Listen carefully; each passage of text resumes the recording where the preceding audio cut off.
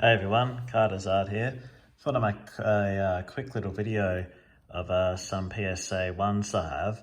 I may potentially be selling one, so I thought I'd make the video while I got the chance to do it. But yeah, if you can guess which card it is that I'm selling, give a like on this video or comment. So basically what I do have here, I have the base set, Shadowless and first edition Charizards all in PSA 1. I have a second PSA 1 Shadowless and then my PSA 7 first edition. So the one I potentially may be selling is this one here, the PSA 1 first edition, which you can probably see already that it's definitely earned its PSA 1 grade. There's a fair bit going on with this one, which I'll run through, but the reason why I got two Shadowless, so I kind of went for a PSA 1 collection. Didn't realise how expensive it actually was, but I managed to get these three in the end because that was kind of my original goal.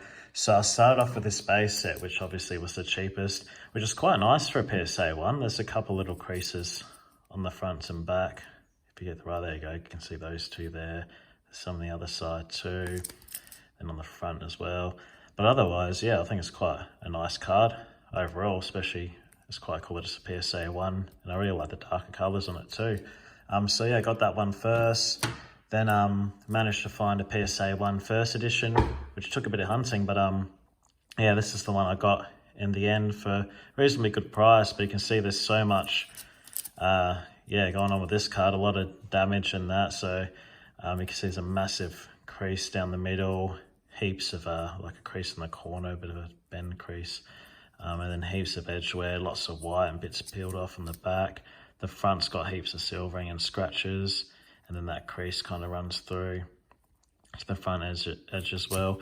That crease in the corner doesn't seem to show too much on the other side, but there's heaps of silvering there. But yeah, it's a pretty cool little thing to add to the collection. And the reason why I have two Shadowless, which I'll kind of show together, is because I had the base in the first edition, I was so desperate to grab a Shadowless, I ended up overpaying for one of them, I reckon. I think it was this one here that I overpaid for from memory.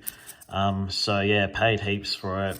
And then kind of a week later, I was kind of kicking myself because then another one came up for quite a good price. I kind of bought it to kind of make up for how much I spent on this one. So by the time I end up selling them all, I'm hoping to get my money back. I mean, yeah, I was going for a PSA 1 collection, managed to complete this goal, but yeah, it's actually quite expensive doing a PSA 1 collection. I didn't realise how expensive it actually was, but I thought I'd compare these two anyway, because they're both the same card with the same grade.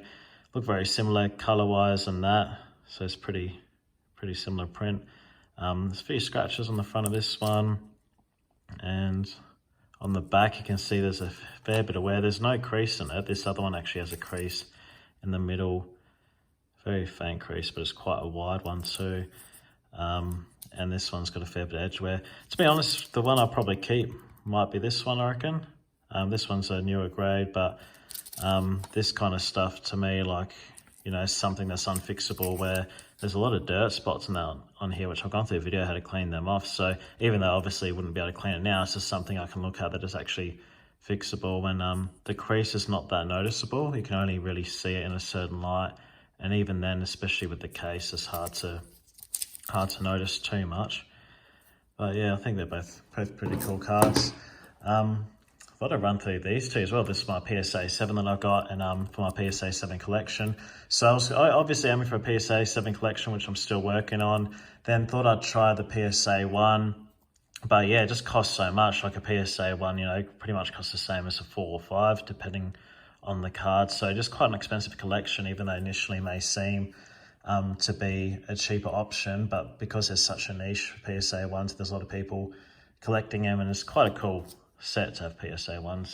The cards, but definitely a lot of character, that's for sure. So yeah, they definitely are in demand, and I've actually put this one up with heaps of interest. But the reason why I thought I'd compare these two, obviously condition is a massive thing, but regardless of that, the cards themselves are quite different. You've got the thick stamp and then the thin stamp, as well as this one's got a lot darker colours compared to this one, which I think is either to do with different printing machines or to do with the printers having less ink on printing. But to be honest, there's a lot more of these coloured ones than there is this one, so I'm guessing it might have to do with different printers altogether, but not too sure. If anyone knows, feel free to comment. But then you got the difference in stamps as well, which is quite interesting. I'll go close up at them.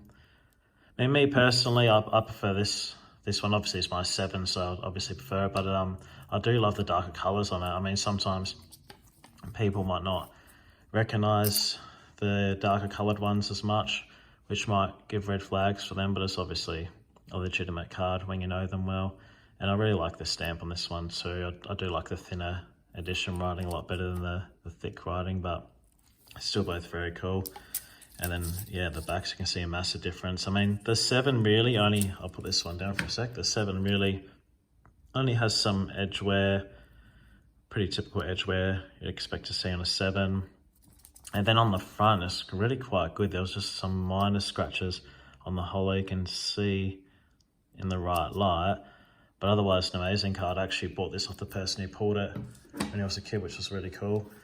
But yeah, compared to this one, it's just cool to see the difference between them both. But yeah, it's pretty, I thought I'd put a video together before I do potentially sell this one while I got the chance to do it. Especially having these 3 side by side is really quite cool. But yeah, thanks for tuning in, guys, and catch you next time.